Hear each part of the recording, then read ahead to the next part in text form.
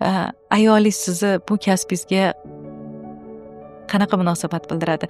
Ayolingiz qanday qaraydi siz ginekolog kasbini tanlaganingizga? Ayolim bilan birga ishlayman. U ham ginekolog.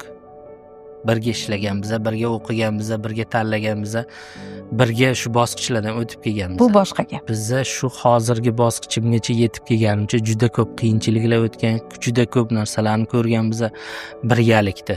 Shu ginekologiya sohasida juda ko'p narsani ko'rganmiz. Shu ikkalamiz birgalikda. Hozirda ham birga ishlab kelyapmiz. Ayollarga nisbatan ham bir xil hammasi, hech qanaqa rashk unaqa narsa yo'q. Chunki biladi ish jarayon shunaqa. Kasbingiz shunaqaligi. Kasbimiz shunaqa. To'g'ri qabul qiladilar, yoningizda turadilar. Ayollar masalan kelsa agar bu bir obyekt sifatida ko'ramiz. Masalan bir kasal bor ayol, erkakmi u, masalan bizda masalan erkakmi, ayolmi, shifokor farqi yo'q. U bemor. Birinchi navbatda o'zingizga ishonchingiz bo'lishi kerak. Bironta bir bemorni davolashdan oldin. Demak, sizda oilada hech qanaqa kelishmovchiliklar, muammolar yo'q. Sizni kasbingizga to'sqinlik qiladigan. Yo'q. Ayolingiz yaxshi qabul qiladilar. Yaxshi qabul qiladi. Birga ishlaymiz.